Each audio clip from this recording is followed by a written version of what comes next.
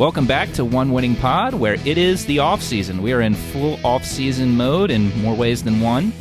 And as is fun to do in the off-season, as we're waiting for real training camp to start and preseason games to begin, we will be speculating, as everyone who's a Ravens fan and is still keeping tabs with the team at this time is doing. And there's a lot of questions we have about this upcoming season. A lot of fun Twitter battles online about what's going on with the team, who's going to play, whether or not Lamar Jackson is going to sign his contract. Yes, that is a conversation that's happening right now. But yeah, we're going to look at some of those and look at them kind of in the lens of what's happened with this franchise in the past with similar situations, what historical parallels are there, and do any of them have any insight into what's going to happen going forward. So obviously every year is different, every set of players is different, but it should be a fun little exercise. So yeah, guys, what do you think? Peter, I think that's a good point. You know, that's why we take history classes, right, in the school. We want to learn about the past so we can better speculate the future. And I think one of the best places to start would be the Lamar contract. There's been a lot of times the Ravens have had key players, even at the quarterback position, have controversy around their contract. In 2012, obviously, we had the Joe Flacco situation, and we kind of wish that happens again. Lamar wins the Super Bowl and has to get paid an undeniable amount of money. I guess the good side of it is that we all think Lamar deserves that money, whereas with Flacco, the money was a little bit more questionable. Not everyone was on board, even after that season, to give him a huge payday. But then there's other stars like Ray Lewis and Terrell Suggs years prior, where it took some time for them to come to an agreement. Lamar reported today to minicamp after skipping voluntary OTAs, which gave ESPN something to talk about. I thought it was really stupid. He's there when he needs to be there, and I don't think he really missed too much from OTAs, so I think life's good. Yeah, I mean, so much has already been said about Lamar and his situation. Certainly, the only thing I can kind of echo is it's a unique situation. If going back, like you mentioned, the Terrell Suggs franchise tag situation. He was franchised twice, 2008, after the 2008 and 2009 seasons. And there was a little bit of a grievance, I think, in terms of Suggs' designation for the franchise tag, because it meant a difference in a couple $1 million if he was counted as a defensive end or an outside linebacker. But they were able to kind of figure it out. But in terms of like Lamar, it's he hasn't said anything. Like there's not really any frustration coming from his camp whatsoever in terms of the situation. He's obviously like practicing and working out, making sure his body's right. So like he's doing all the right things. It just hasn't happened yet. And yeah, it's a little like, I don't want to say concerning, like, because it's not like I'm not concerned, but if you do look at the data, I guess most first round quarterbacks, like they are going to be signing a deal before their fifth year. So it is a little strange in terms of like the data, I guess. But other than that, it's so unique because you don't see anything like you would see in the Terrell Suggs situation. The Suggs situation is really interesting to me because as we were doing the notes for this podcast, I had completely forgotten that this was even a thing, that there was any disagreement between Suggs and the team for Suggs' first non-rookie contract with the team. And in a lot of ways, Lamar's getting the spotlight because he's the quarterback. He's one of the most electrifying and exciting to watch quarterbacks in the league, so therefore he's always going to be one of the top 10 to 12 players in the national spotlight while he's still playing football. But yeah, I think this is something that long-term, with the exception of the fact that probably the sports media will continue to bring it up that it happened, will probably go, forgotten for the most part. That's all speculation because obviously we don't know Lamar, we don't know what's going on. But I've heard some things from some Ravens fans. Some people are getting a little worried, but I agree with you guys. I don't think we have any reason to think that there's any credence to anything like that.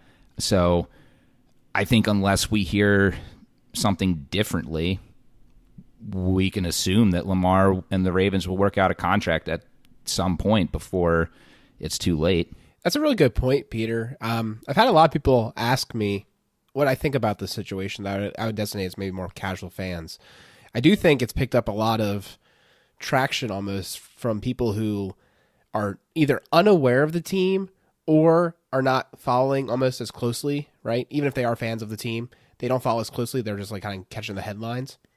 And I think maybe the reason why this is so interesting, as Chris alluded to, there's not any discontent from the Lamar camp. Normally in these problems, there's discontent from the player.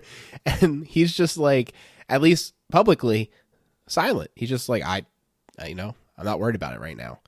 Right? Which is a very interesting way to play it. So, if anything, there almost seems to be discontent from the Ravens side, because I think they would love to get it done because it benefits them. I think they're extremely aware of the fact that Lamar's playing a really good game, and they wish that he would just sign like everyone else has for them in the past. Because like the dollar number just does keep going up, and we've talked about it. The worst outcome for Lamar, which seems very improbable, of either like career-ending injury or just playing remarkably poorly, are not that likely. Whereas the option of him playing well enough to earn the contract we all think he deserves to earn, versus playing well enough that he earns the best contract to ever be written, is much higher. So like he really, like the cost benefit analysis of him doing this makes a lot of sense. And I mean, as a master negotiator like EDC, I feel like he's like met his match, so to speak, like game sees game. Yeah. And, I think also if we look at Lamar's side, if we try and get into Lamar's head right now, you're a franchise quarterback under the age of 30, which really is the ultimate bargaining power in this sport, is it not? We've seen in this past offseason, there's no such thing as an untradeable player for any team, unless you're a franchise quarterback under the age of 30, really. I mean, because we even saw Russell Wilson get traded, but he's obviously older than that.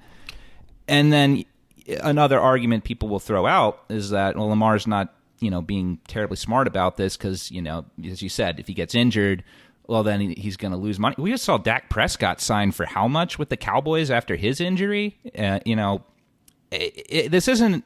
I feel like when people bring that up, you're trying to make a comparison to what happened to RG3's career and all the money he lost out on after his injury. But that was he was a rookie and he had an injury that completely, took away the only thing he could do on the football field at that stage in his career. I don't think that's a good parallel personally, but it's again, you're talking about more casual fans. I don't know if, whatever term you want to say, I do know several people who are Ravens fans and who know we do the podcast and listen during the season. They're just like, you guys do off-season podcast? What's there to talk about in the off-season? I'm like, and I feel like this is a poor example to bring up of what there is to talk about in the off-season, because there's plenty to talk about like what schemes are going to be implemented, what players, what position groups are we looking at, positional battles, but then there you get the downside of the off-season talking points, which is this, and that's kind of, I think that's kind of sums it up.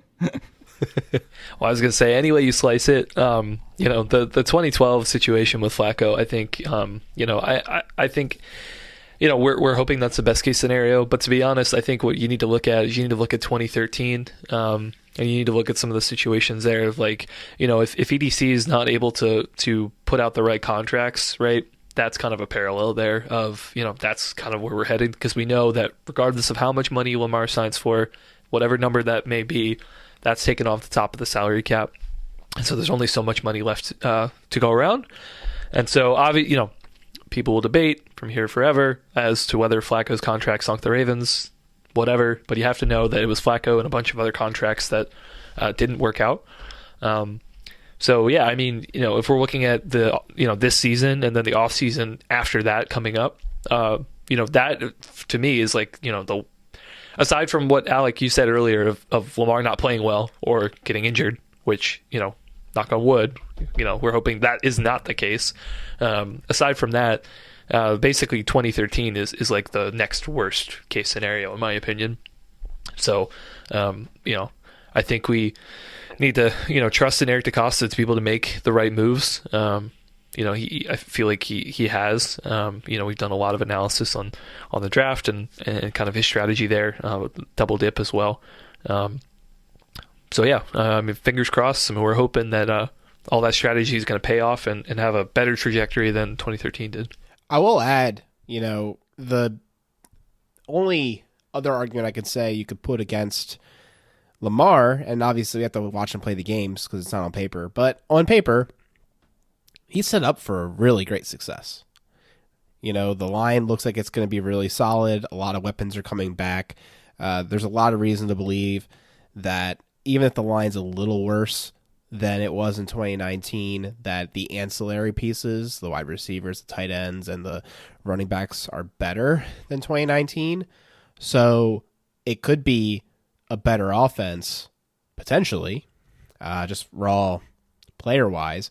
So if he doesn't show 2019, 2020-ish kind of results or level of play, then there could be a controversy of like, oh, well, we gave you like the perfect setup. But I'm pretty confident he's going to get that setup and just be, rocking and rolling. So, we'll see.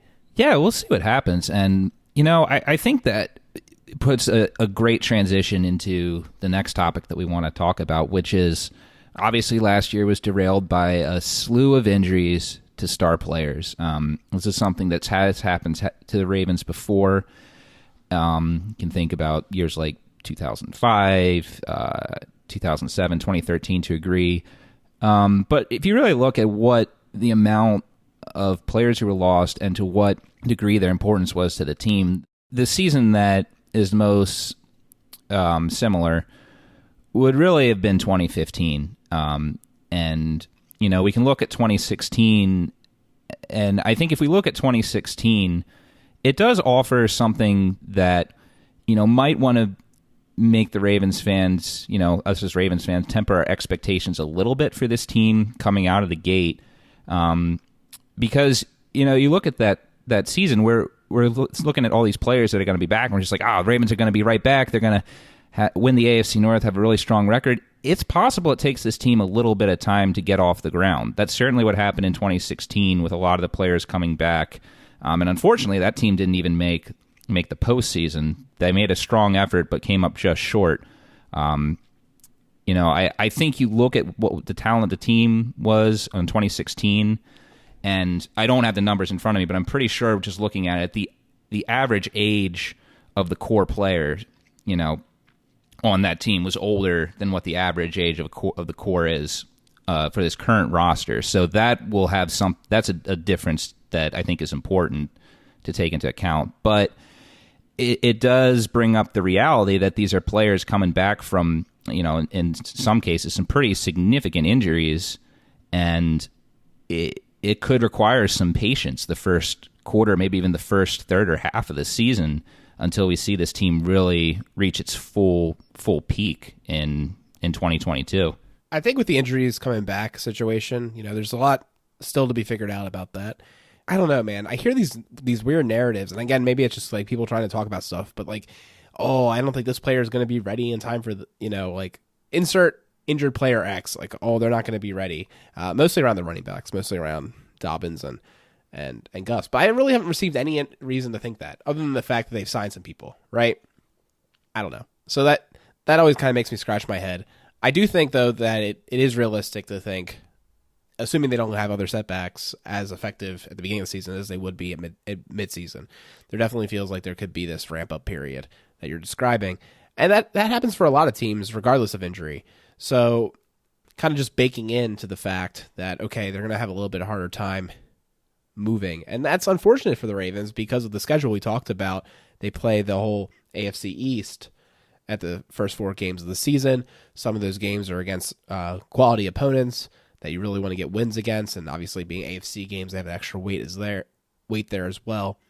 So it'll be important that they figure out ways to win, despite having players kind of coming back and playing for the first time in months or years. Yeah, I think the thing for me too is 2016, I think that season was interesting because if I recall, I mean, you guys can correct me if I'm wrong. I thought that was the offseason. So Flacco came back. Was that he had the back injury, or was that 2017?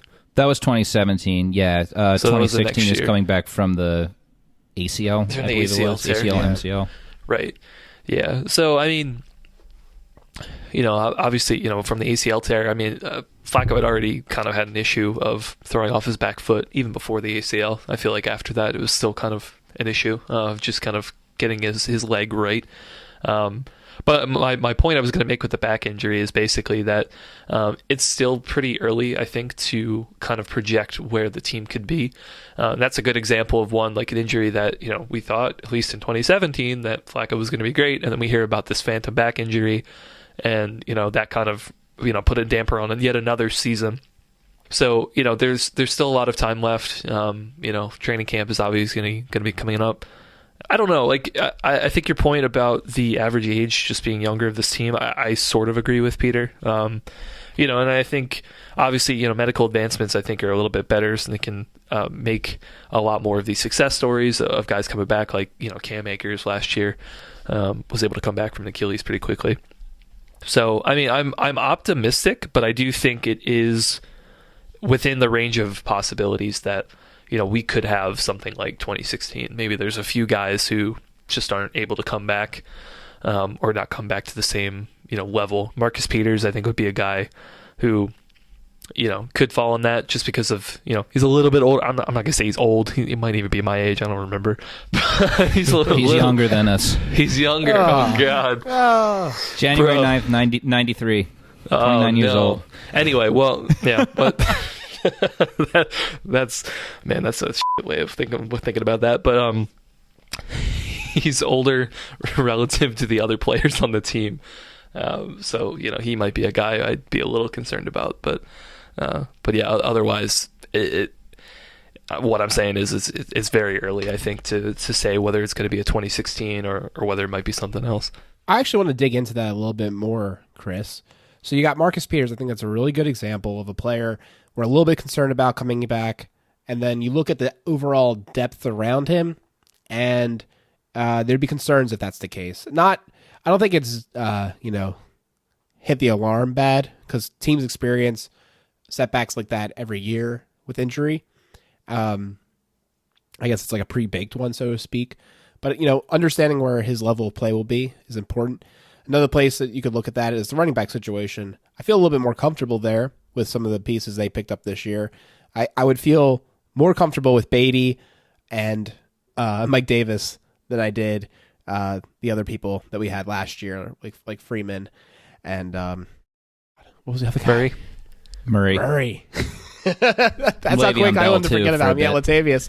Yeah. Oh man, you forgot your guy as well. I never forget about Tyson. I drafted him in a dynasty league this year earlier today. How could I forget that he exists? But no, he didn't work out for reasons that make me sad. We've talked about a million times. But I feel a little bit better there. Ronnie Stanley, another interesting injury. Obviously, it'd be a big step back if he isn't the player we want him to be.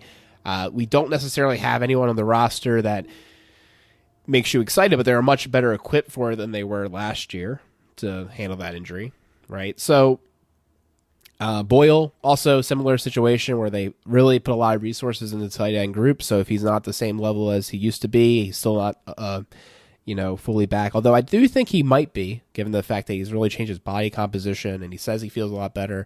There's reason to believe that he could be back.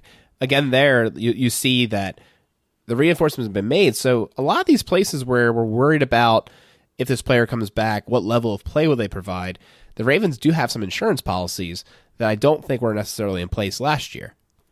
Maybe the next question is, are there places we don't have those insurance policies that if an injury occurred, other than the quarterback position, we'd be quite nervous, right? Do you say other than the cornerback or the quarterback? Quarterback, okay. Yeah. Yeah, because I think the cornerback... Yeah, because I think of everything that we're listing right here, the cornerback position with the losses of Chris Westry and Anthony Averett, if Marlon Hump and Jimmy Smith hasn't re-signed, right? No, and even if he had, retired. Even if he had, with obviously he'll have the veteran IQ, but I think you'd rather have the fourth round rookies out there instead. Yeah, if Marlon or Marcus aren't able to come back and be the players that we've come to expect, then I think the Ravens could be in a bit of a hole that you wouldn't want to be in. Obviously, tons of safety depth. You could run some nickel, put Clark or Hamilton in the slot possibly, but it would really limit some things they'd want to do on defense. But the good thing is with Peters, this was his first major injury in his NFL career, at least. So his track record says that he's someone who knows how to keep track of his body, or has just had incredible luck, one of the two. And the injury happened before the season even started. Same thing with Gus and Dobbins. So you're getting the maximum recovery time that you would want. But I hear what you're saying with the running backs. Personally, I would actually rather have either Latavius or Freeman over Mike Davis. Mike Davis is really just a guy. I think, honestly, I'm sorry. I think Murray and Freeman have more in the tank than him, and they don't have that much left in the tank to begin with. And Batty, we'll see. There's some intriguing things about him from his college tape, but he's an unknown till we really see what he can do.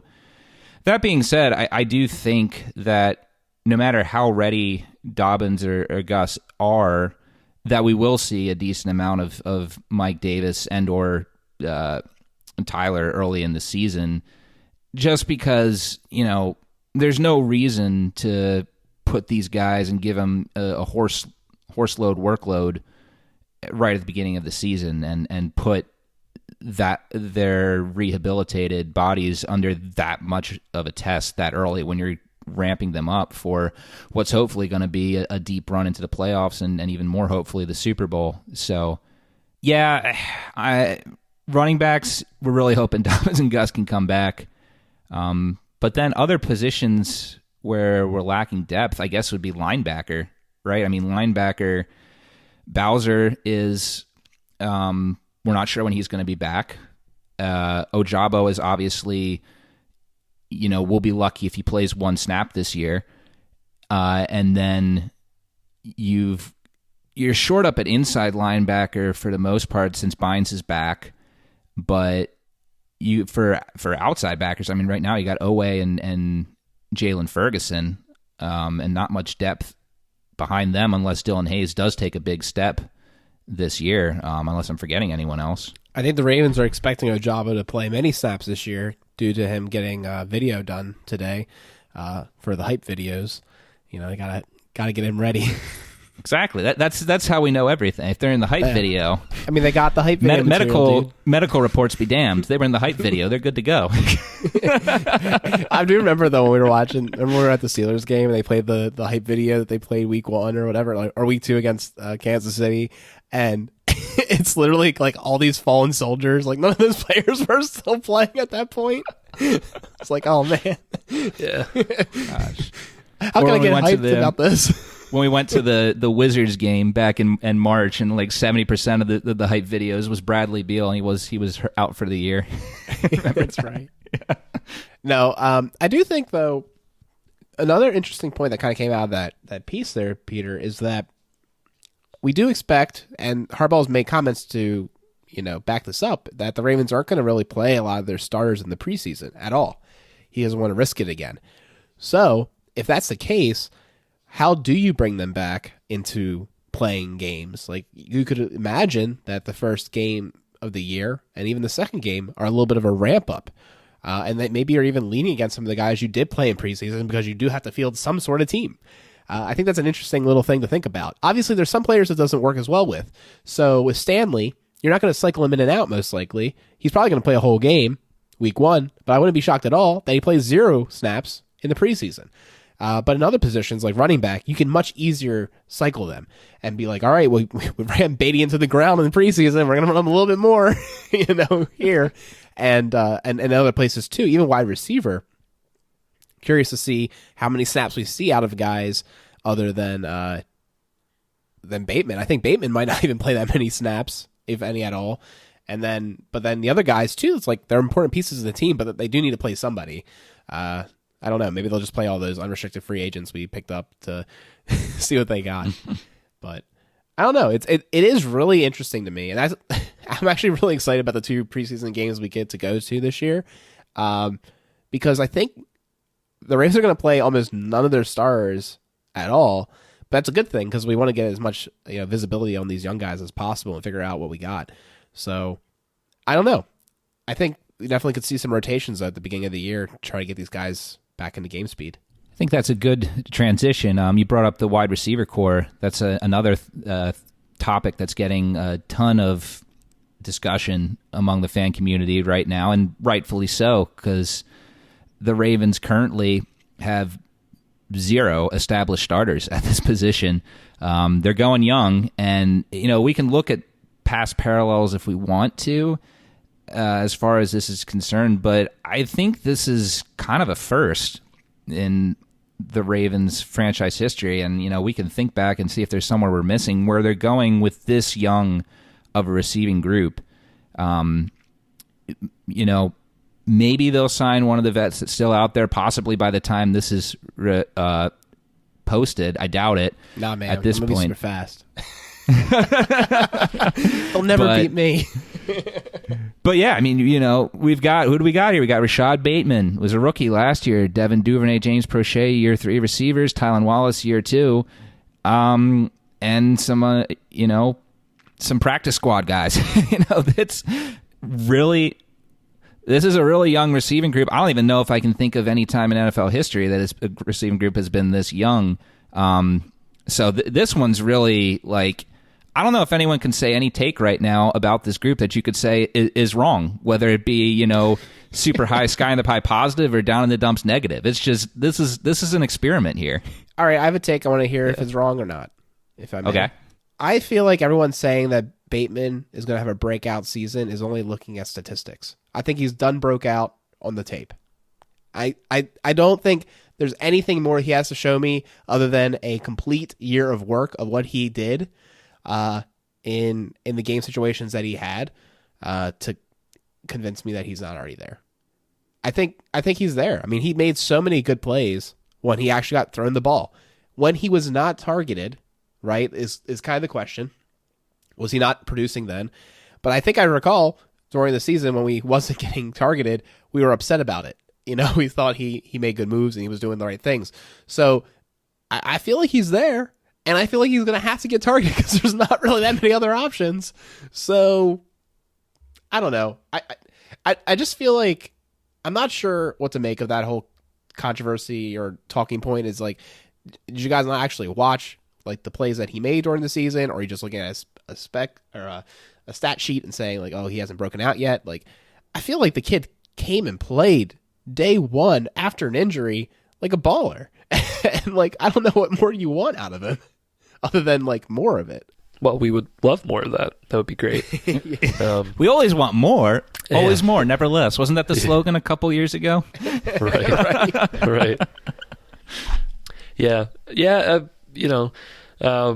Again, it's like, it's one of those weird things, man. Just like, I want to be so excited for these guys. I mean, you heard me the other episode when Mink was on, and I was hyping up Tylan Wallace. Like, I'm really excited for him in particular. But yeah, it's just like, I don't know. You just never know with some of these young guys, especially with just an offense who doesn't, they just don't prioritize, receivers. And that's fine. It is what it is. You kind of just have to accept that. But it truly is. It's just, it's really difficult to project. And Peter, when you said earlier about this being the youngest, core in a while, the only ones that I can see that might be close. So obviously 2019, I think, is kind of close. Snead was still relatively young at that point. I think he was 26 or 27. Then you had rookies in Boykin and Hollywood on the outside as well. 2013 maybe would also be one. Bolden was gone at that point, and it was just Jacoby and Jacoby. Torrey was on his 3rd year, and then Marlon Brown, so he was a rookie. So I mean, that was fairly young too. 2013 I think was okay, but we all missed Bolden, so Like, I don't think lots of fans would say that was a great season from the receiver core. And then obviously 2019, I mean, that was like, the 32nd ranked, wide receiver group in the NFL because we were running all over everybody. So for me, look, I mean, I like what these guys have. I like what they can bring.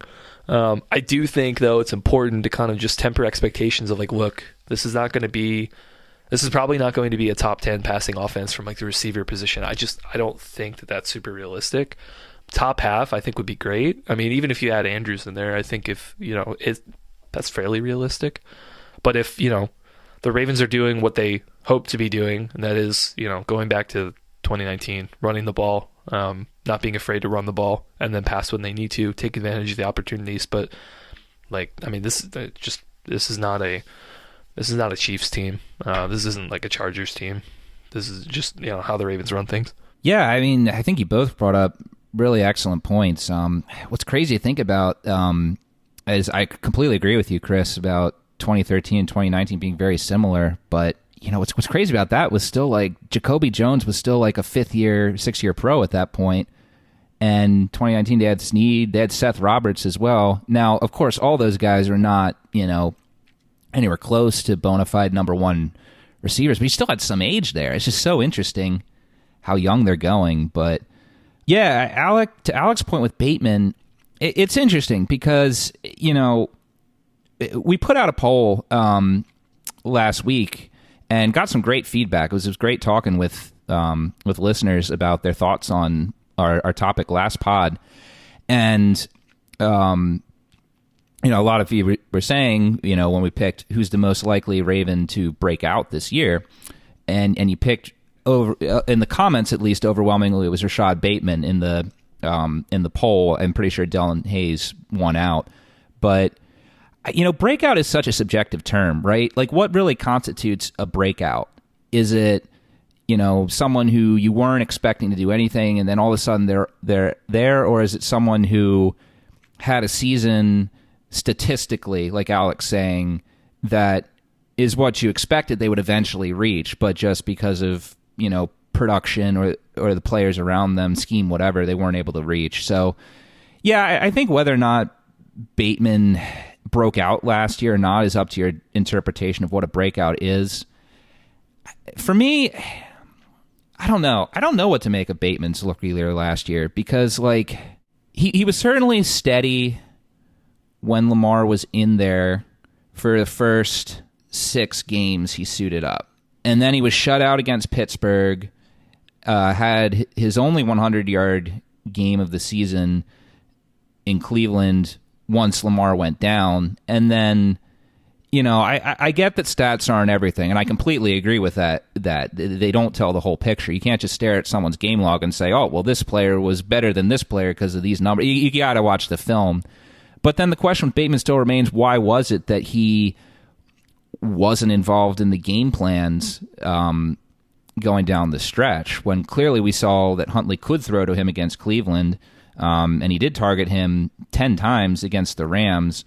Could have just been, game specific, but then you can make the argument, well, you didn't really have any playmakers outside of Marquise Brown was there too. I don't know. I think it's an interesting question and hopefully one that we don't have to think about much going forward because the Ravens utilize Bateman as a true 1A to Andrews 1B or Bateman is 1B and Andrews is 1A, whatever it ends up being. But yeah, it's interesting what they're going to do.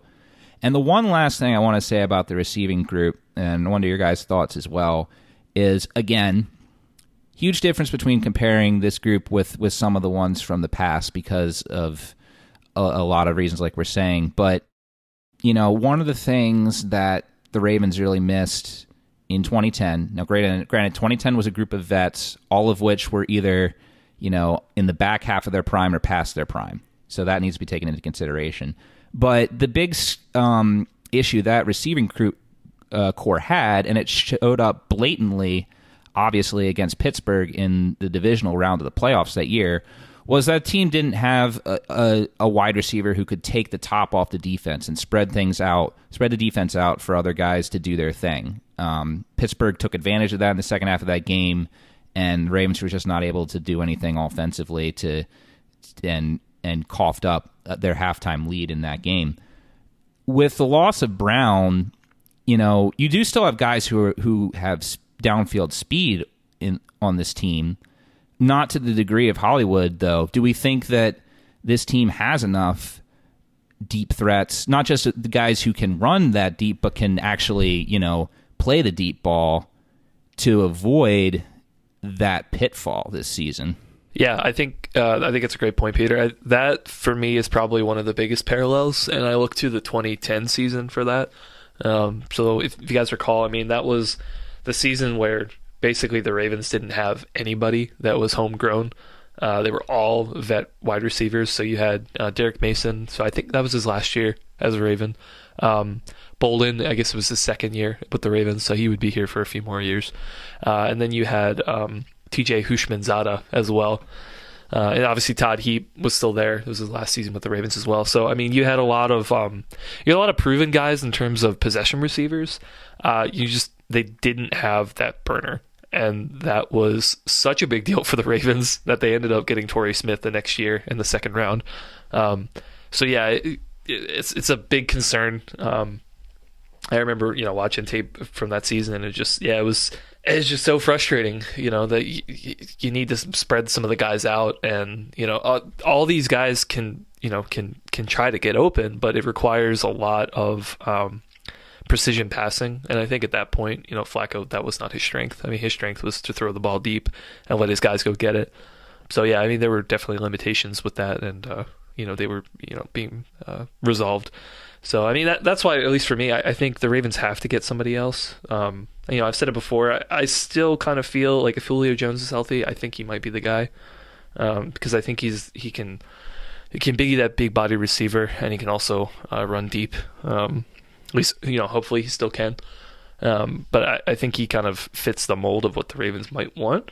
Will Fuller, he might be an option too if he's healthy. We all know that he's a good deep threat, but. I don't know. Duvernay could maybe be that guy. One of the reasons I'm just not super high on Duvernay is just, he showed a lot last year in terms of catching in traffic. I know tons of people played that clip of him catching that pass from Omar in the back of the end zone against the Vikings. It was a great catch, great adjustment for him. But I do remember, as a rookie, I think even 2020 would have been his rookie season. Just him being used as a Hollywood Brown, a deep threat, and just couldn't connect with Lamar. It didn't happen often, but it did happen a handful of times, and they just weren't able to connect. So, he could do it, and that he has the speed, but I right now, if you were to ask me, is he going to be that guy? I don't think he's that guy. He has to really show that he belongs there in that route. If I were the Ravens, I would try to get somebody else just in case. He may not be cut out for that specific role in the offense. Bateman ran a 4.3940. I feel pretty good about him as a deep threat. You got to catch the ball, though. Bateman catches a lot of balls. Sorry, we're talking Bateman, not Duvernay. Okay. Yeah, okay. I think Bateman's our deep threat, underappreciated deep threat, because when he finally got healthy, Marquise Brown was there, and that was kind of his role in the offense. And then after that, it was Huntley, and he never threw deep balls. That's the other part about his season that's kind of weird, is that you're grading on this weird Huntley curve that, if you look at the games, when you said it, Peter, you pointed it out, right? The Lamar games, he played the best. Obviously, that one game was a Lamar game, the Pittsburgh game, but yeah, wait. He had his best game of the season against Cleveland with Huntley. Seven receptions on 8 targets for 103 yards and some highly contested grabs in that. Sure. I think that's fair, but he's consistency of good games was under Lamar is more what I was saying. I guess that could be a bad take. I can fully agree with that. I just do think, though, that Bateman, though, is a deep threat. That is a part of his arsenal. It's just that, I don't know, I think, dare I say, the Ravens are used to having receivers that have their niche of what they can do, and they might finally actually have a wide receiver that can do it all in Bateman. And we got to now see if that's the case. But I'm of the opinion that Bateman is a full-on wide receiver that can line up in any position, run any route, and be successful. And we don't need to have one trick or three trick ponies when we got the 9-trick pony. Oh, certainly. And I 100% agree that Bateman, projects to be the all-around receiver, and there was a lot of promising moments in his rookie season. And obviously, Mark Andrews is uncoverable if he maintains what he did last year. I just wonder if it's going to be enough. That's what I wonder. In the case that none of the other players that are currently on the roster step up, or the capable vet doesn't show up, I expect someone from that group to step up and be serviceable when they go up against defenses that are going to sell out and try and take Andrews and Bateman away. But I think we got to look at both coins here, because we're obviously have in our mind what the best case scenario can be, but aside from 2019, and then in the all the bad sides of the coin came in the playoffs that year anyway. It's always really muddy. What happens in actuality is muddy instead of our crystal clear pie in the sky best observations. But there's really no reason for us to expect anything less than from Bateman than a great year.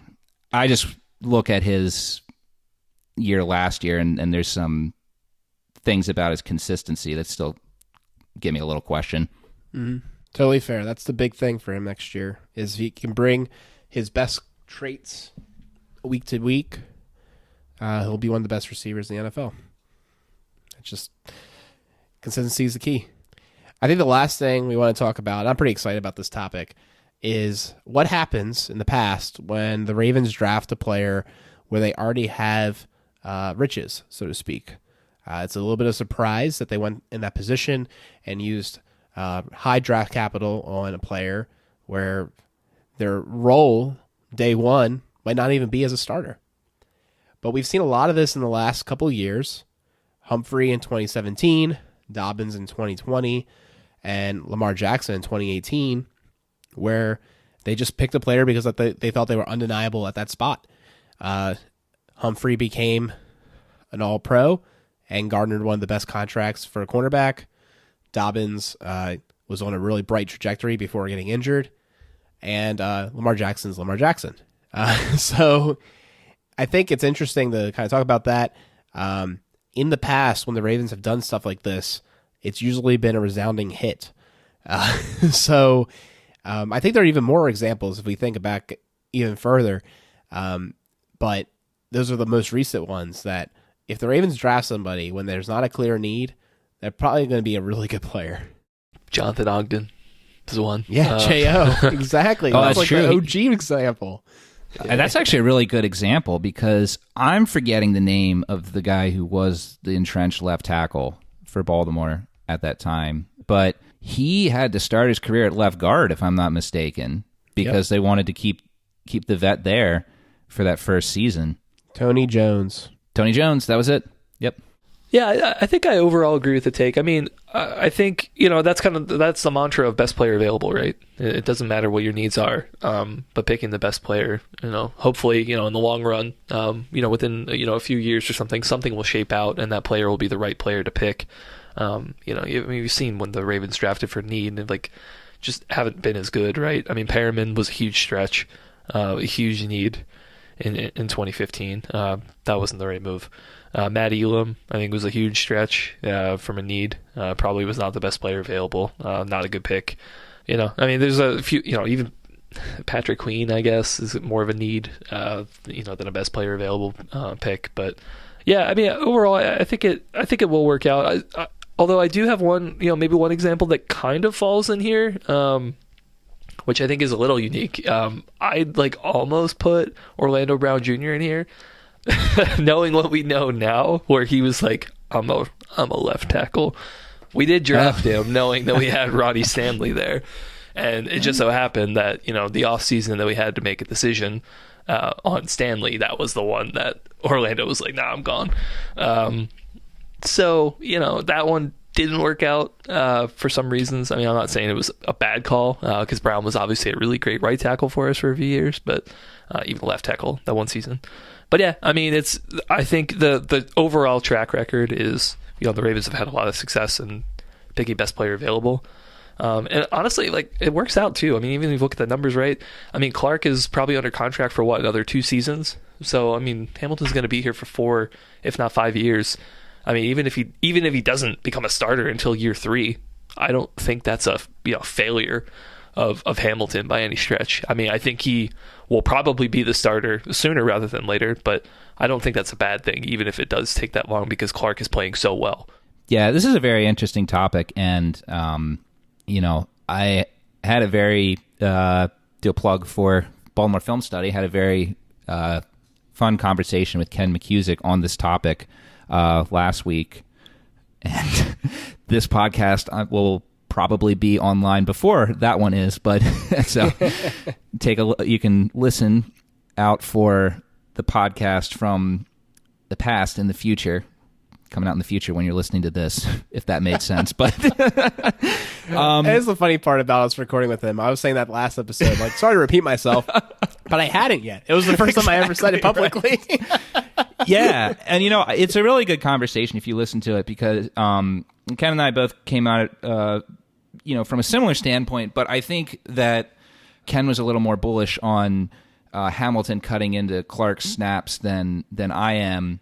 And we will see what happens. But when we look at these situations, Chuck Clark is still going to play a lot of important snaps in this season for the Ravens. You look at some of the times the Ravens have done this in the past. Okay, J.K. Dobbins, when we drafted Dobbins, a lot of the Ravens base was like, okay, why are we doing that? We've got Mark Ingram, established vet, Gus Edwards, up-and-coming player on cheap contract. Why do we need a third running back? And, going into the season, the offseason, a lot of people were writing Gus Edwards off. And like, okay, there's too many mouths to feed. Gus Edwards is going to be the guy on the way out. He's going to get a couple carries per game. And, even before Ingram got phased out because of old age, Gus still had a sizable number of carries in the first half of the year. And now that 3-headed running back rotation didn't really work out. But, that's... Marlon Humphrey came in here at 2017. Now, cornerback was a little more of a need then. He had Jimmy Smith and Brandon Carr in front of him, but not much depth after that.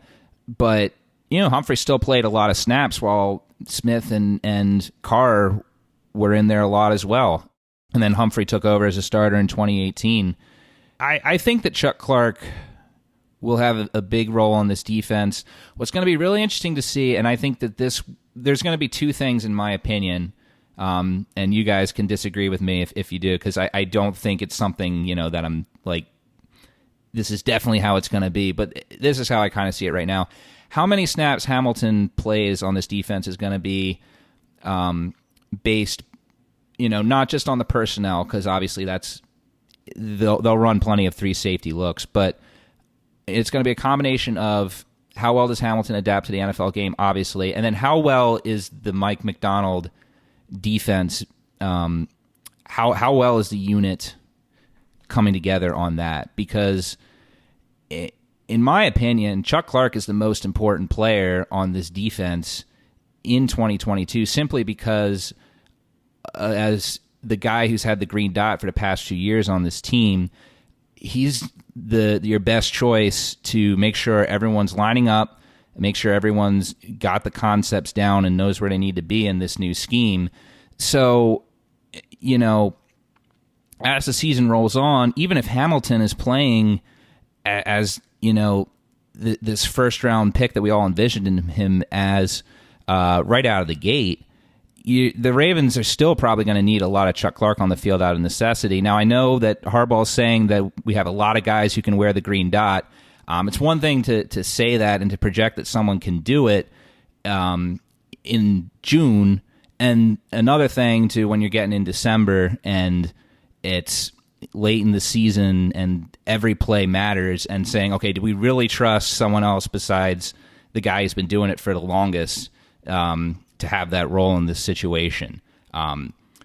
it's completely possible that I'm overvaluing Clark, as like I feel like both Clark and Gus Edwards are like my two favorite players on the team, where like their actual talent and my opinion of them are like have the biggest gap as far as like overvaluing. But that's kind of how I see it right now, how it would play out with those two players. Yeah, I'm not entirely sure. Again, it's still somewhat early. I'm not entirely sure what the situation is going to be with Chuck and the green dot. I don't know. I feel like if they're opening it up to, basically, I don't think that has happened. I mean, you guys can correct me if I'm wrong. I don't think that's happened in the last like couple of years. It's been pretty obvious that it's been Chuck. No one's asked. It's just it has been Chuck. So the fact that like he's opening it up kind of leaves something to be interpreted there. But again, like the question is like, is it Hamilton? Like, is Hamilton ready to do that? Because if he's going to get the dot, I mean, he's got to be playing day one, week one. But if it's not him, I mean, who else could it be? Like, I don't think Bynes. I don't think it's him. Queen, maybe. But again, like, now we're talking like, we're not even talking about Hamilton coming in terms of best player available. We're just talking like, can Queen make that jump? Everybody keeps asking, can he make the jump? Is he going to be, a Ray Lewis-like player, right? Everybody wants to know if that's the case. I mean, from what I know right now, like I would not say that it's, Queen's going to wear the green dot. I think that's going to be like, that would have to be like a really big step up for him. Could happen, but just seems unlikely. Yeah, I don't know. I'm more interested to kind of know if like, because we were talking earlier about, the 2016 season and how a lot of the guys coming back were older vets. Looking at, the middle linebacker room, I think, Peter, you mentioned this earlier. It's like, it's kind of set, but also like there's a little bit of risk there. So, I mean, if Bynes were to go down, just hypothetically, I think that would be a little bit of a concern, right? Because Queen isn't there yet. Harrison's not really there. Welch, I don't think he's the guy. I mean, I've liked what I've seen from him in limited snaps, but I don't think he's kind of ready to take over what Bynes is doing today. So I'd be a little bit more curious of just, are there packages in there where Hamilton gets starting, strong safety role or, whatever safety position that they're playing him in. And then Chuck kind of comes down to that, will linebacker kind of spot. Or Mike, like he can play that. He's a good dimebacker. But I'm wondering if like that's how they like figure out the green dot situation, is that, they're like, Hamilton clearly has a talent, like he can play. So we're going to put him in, transfer the dot, but Chuck is still going to play a lot. He just might not be on every single snap. Well, like we said at the top of the show, only time will tell how these scenarios this year will play out. But hopefully, going back down memory lane a bit, with the past times the Ravens franchise had to deal with similar situations, will help us have better expectations going into the season. You can follow us on Twitter, OneWinningPod, and you can email us at onewinningpod@gmail.com. Definitely go subscribe to the YouTube channel, also One Winning Pod, because we might be putting more content up there soon as we get closer to the season. So keep an eye out for what more might be coming there. And we'll see you soon as more news breaks about the Ravens, and there's more fun stuff to talk about this offseason. What's the practice that everyone's upset that Lamar didn't go to? That's how important it was. OTAs. What's it, OTAs? All right, that's going to definitely be the after show. All right, what the hell are the Ravens do? Is it involuntary OTAs now? Is that what it's called? Or is it minicamp? Minicamp. Minicamp. Lamar Jackson reports to minicamp. Here we go. Take 2. All right. You can do it? Welcome back to... All right, I was going to do the take, and now you ran over me. All right, you do it. You're good. Fine. You're lagging, bro. Go.